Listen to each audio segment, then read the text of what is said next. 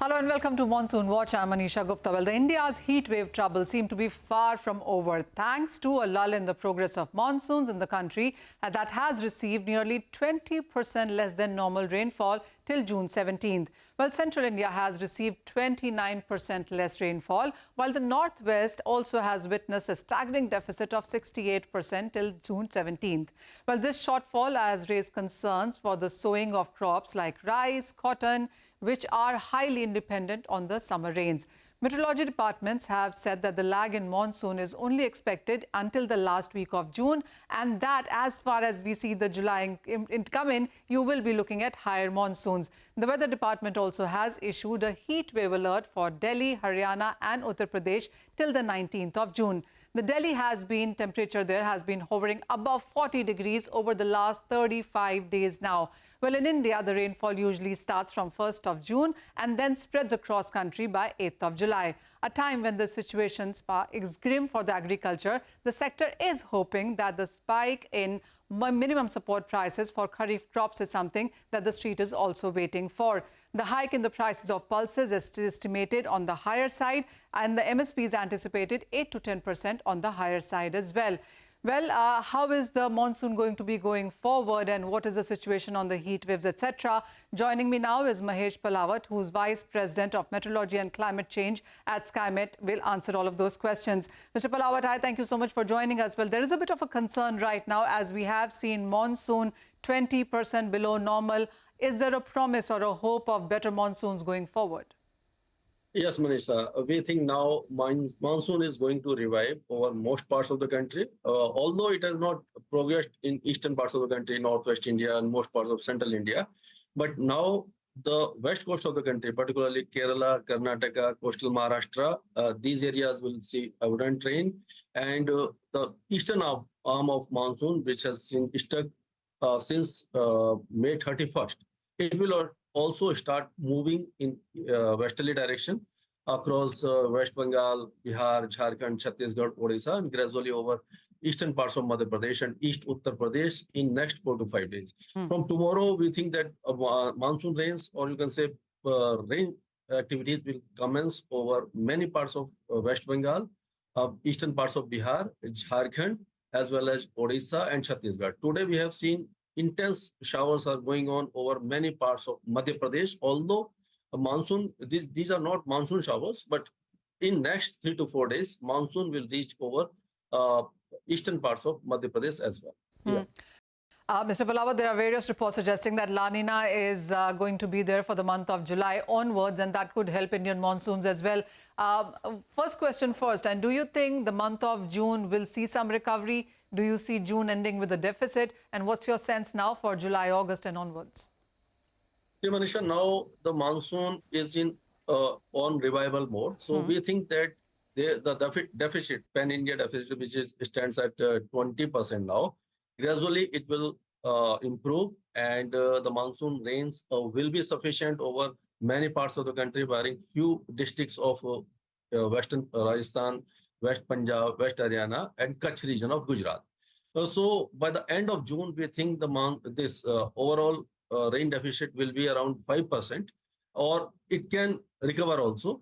And as we progress further in July, so the neutral conditions will develop by end of the June, and by second half of July, the La Nina conditions will start developing, and we think that second half of July will see sufficient monsoon rain, intense monsoon rain over most parts of the country, and August and September seem to be much better than June and July. Yeah. Mr. Palawat, would you say that this really seems to be a pattern now, that we do see an onset of monsoon, but it's a delayed monsoon and it's a delayed withdrawal as well? Is monsoon withdrawal by the month of October becoming a norm? Yes, we have been witnessing that monsoon, or many seasons, they are shifting. The winters, which usually begins in the last week of November and they intensify in the month of December and January. This year, we have not seen any intense western disturbance approaching Western Himalayas until January. And weather was almost dry over Western Himalayas. And in the month of February and March and up to April, we have seen intense rain and thunder shower activities over many parts of northwest India. And heavy snowfall over Western Himalayas. So the pattern is shifting. And now we are witnessing that monsoon rains, although monsoon is counted between June 1st and September 30, but rain activities continues until first half of October. So this year also, we think that because La Nina conditions will be developing, it will be, you can say, up to 60 to 70% La Nina conditions will be around September and October. So monsoon rains will spill over in the month of October as well. Yeah. All right. Mr. Pallava, thank you so much for joining us. I mean, that really is a bit of a hope there that June perhaps could see lesser deficiency, but July and August would see better rains. And as you said, it's going to be an extended monsoon. So until the second half of October as well, we could be looking at rains at various areas. Thank you so much for your time. Joining us now is Mr. Sudhakar Desai. He's CEO at Imami Agrotech. Mr. Desai, hi, welcome to you. Well, monsoon can be a bit of a concern, but an important crop when it comes to edible oils clearly is going to be soybean. Not so much of sun because we don't sow that much. But how are you looking at the monsoon as it stands right now and also the sowing, which is just about started? Okay, thank you, Manisha ji. I think Indian monsoon is covered well enough. There could be a delayed monsoon like we have seen in the last 3 years. But from a business point of view, the rains for sowing, even if there are very good rains for a week, I think that takes care of the very good coverage of the oilseed crop in the oil-producing states. But when we look at weather in these markets, we are also keeping an eye on weather in Ukraine, and that's where for the sunflower crop and Russia. And also currently the market will also be impacted by the North American weather. There will be a lot of swings in the Chicago, due to which around this time. But right now there is an optimism that even soybean crop in US will also be good. But third most important point of view on the weather front is basically the palm production has been tight for a while. Whether by September, October, whether it will have sufficient weather for good weather for the production increase that is much awaited. Yeah. All right. So I get your point. Yes, since we import so much, it's not just the Indian weather, but the weather abroad as well from where we get edible oils. It's something that we need to watch out for. I also want to understand the MSP part of it, Mr. Desai, and 5 to 7% of an MSP hike is what the street is anticipating. And as early as this week itself, how are you looking at those numbers? My guess is that it's a good sign. I think it's a very, not only about MSP, but it's the whole broad spectrum of National Mission on Oilseeds. Happy to see that the same is part of the 100-day agenda of the government as a national priority, I would say. Because when we think longer term, definitely India cannot import, cannot depend so much for imports, and also getting worried about what the weather outlook worldwide is. So we have to increase the domestic crops. MSP is one of the definitely one of the tactical moves in order to support the crops, because the farmer would react mostly to the price and the remuneration, the farm income. We have just seen that government has done a wonderful job in rapeseed by procuring whopping 1.8 million tons of rapeseed. We have seen that the rapeseed crop has come out of operating below MSP, and it's come out more or less closer to the MSP levels. I think MSP is one of the tactical moves, definitely. But we are sure that there are a whole lot of other recommendations that we as IVP, Indian Vegetable Oil Producer Associations, have made towards self-sufficiency also. Yes. Absolutely. And, you know, Mr. Desai, as you very well pointed out, that yes, as the new government is taken form, it's not just the first 100 days that the industry is expecting a lot from the current government, but it also is about budget, which would be in the month of July, and various sectors are providing representations on that too. So when it comes to edible oil as a sector, I'm assuming there's a long list there, but if you would want to take us through the top 5 things that this industry is looking forward to. Yeah, the top 5 things are always most impacting, creating 80% of impact. I would start with very briefly on the self-sufficiency. With the stagnant Malaysian production and the global production also, the sources of global supplies will continue to be limited as we move into the next few years. It is very, very important to put a stop to the ever increasing imports. So it is only natural that today we have made recommendations. Point number one is that we need to allocate about 21,000 crores. We are trying to give a breakup to invest into this oilseed sector. And also, we also need to take care of priorities in terms of oilseed growth. I mean, starting with mustard, they've done a fantastic job. Crop has gone up. Soybean is a unique product which is meal dependent. Groundnut seed and sunflower, we are completely 100% dependent on sunflower from Ukraine, Russia, as far as domestic needs are concerned. And as we saw, the prices have actually been very favorable for sun seeds. So in order of priority of our import dependency reduction program, we need to definitely focus on oil palm and mustard and groundnut and also sunflower. So there is also an incentive that the government can provide for shifting some acreage, because when you want farmers to grow strategically oil seeds, so they also need a incentive for doing that. Okay. Second thing we have raised is about the duty differential, which I think you're also aware. We've been raising it at various forums. Yes. The differential under FTAs has been reduced to 8.25. That and whereas exporting palm oil countries have given about 8 to 9% of incentive for exports. To correct this anomaly, we've been asking that the differential be widened. Okay. I don't know whether it will happen by increasing refined oil duties or by removal of AIDC. We recommend, in case we don't want consumer inflation at this juncture, refined products into the country have something called AIDC that has been exempt. That is about 5.5%. It has been exempt. Right. But whereas on the crude oils, there is AIDC, Agri Infra says, while the crude palm oil duty is zero, AIDC is being imposed only on crude, but not on refined. Okay. So our recommendation was, without causing any consumer inflation, AIDC in crude palm oil also can be removed, reinstating the differential of 15%. This is our second most important demand. Yes, please. Yes, and I'm assuming.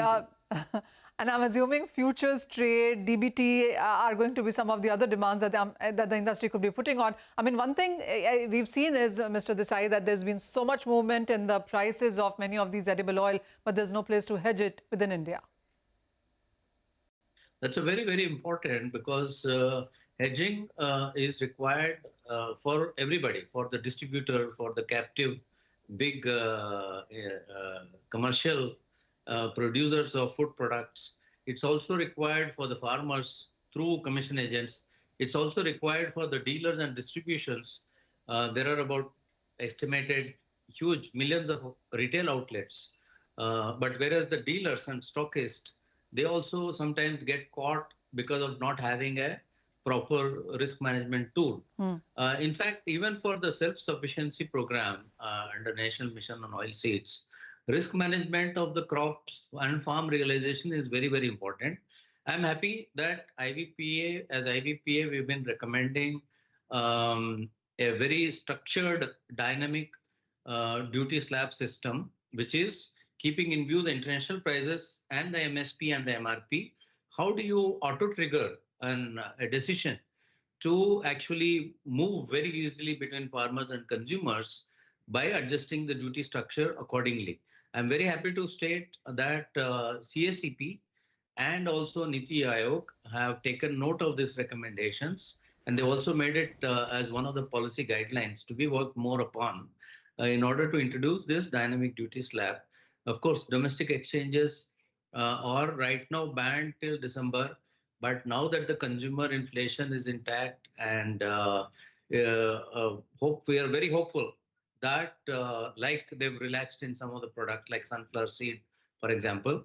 I think in mustard, soybeans, and also in soy refined oil, which used to be largely traded products in the exchange, I think risk management be brought back into the sector. Oh, yes, Mr. Desai, there's just so much to ask for when it comes to edible oil. Self-sufficiency is something that the government has been talking about itself. But as you said, it's going to be about futures trade, duty structure, dynamic duty. There's just so much that can be done, and some out-of-the-box thought process as well. There's something that can really support this sector.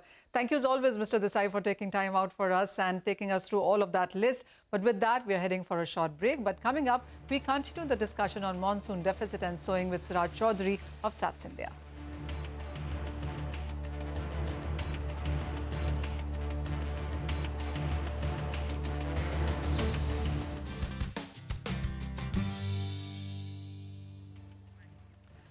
Welcome back, and joining us is now Mr. Siraj Chaudhary of SATS India, and we'll talk about the impact of the monsoon lull on agriculture. Mr. Chaudhary, hi, thank you so much for joining us. First of all, your sense on the monsoon itself, because there is some concern now. If you look at the sowing numbers, they're not very supportive. And while, of course, this is still early days and markets do believe that we still have time till mid-July, how concerned are you? So I think that, we've, for the first few days of June, I think the country was quite engrossed in the election outcomes and the formation of the government, and suddenly woke up to this realization that where are the rains? And, I think it has moved, but it is obviously slower. At this point of time, I think the oppressive heat is making people miss the monsoon more than the situation on the ground being as bad, or the future outlook being as bad. So my take is that I guess we just need to bear it for a little longer. And as we are hearing from the experts, this may be delayed, but it's going to show up. I guess the heat is causing more concerns, but I would wait for a few weeks to see the outcome. I think it's still early in the season to be getting panicky about monsoons not being there. All right, we take your word on that. Mr. Chaudhary, the other thing is that as soon as the new government came, the first paper that we saw being signed was agriculture. Now, the first decision that the street is waiting for is the MSP hike. It usually happens in the first week of June, but for reasons known to us, it's going to happen perhaps in the third week of June. Now, how are you looking at the balance of MSP being hiked? Because that is something that we're getting used to now for the farmers' benefit. On the other side, the control in the final price. How do you see the government in this form now making a balance of this?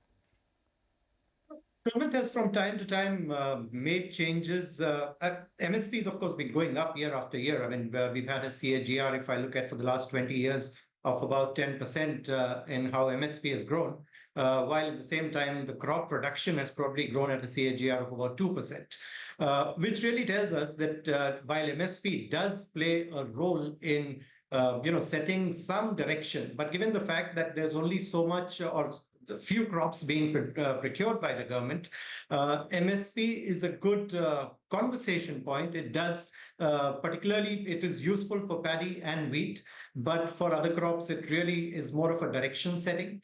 However, I think now with the government in its third term, we're just done with the elections. There is probably a need to look at farmer income beyond just MSP. I mean, we have to work towards increasing productivity. That may entail looking at the seed policy.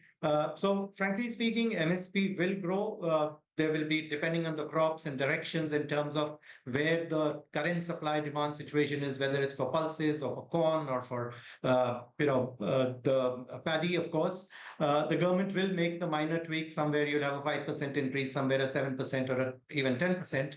But those are really nothing that has not happened in the past. Should we be looking at some extraordinary things happening in this announcement? I am not expecting anything very different. Ms. Chaudhary, the other conversation around the street is about self-sufficiency, especially in pulses and edible oils. I mean, this is not the first time that we are hearing about this, but all the measures that the government has taken in this regard, and perhaps there is more that we could see. What are you anticipating?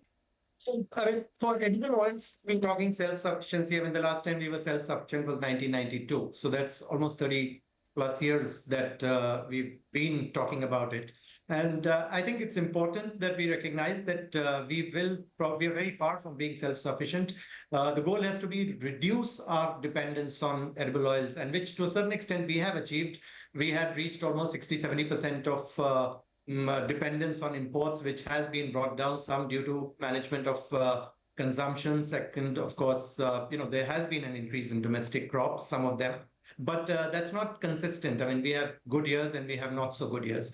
For pulses, we've actually moved backwards. We came from a period of deficit to pretty much balancing it 3-4 years ago. But again, the weather being uncertain and pulses being a more risky crop has borne the brunt of uncertainty in the weather, leading to, again, a bigger deficit. So that is something that we need to deal with.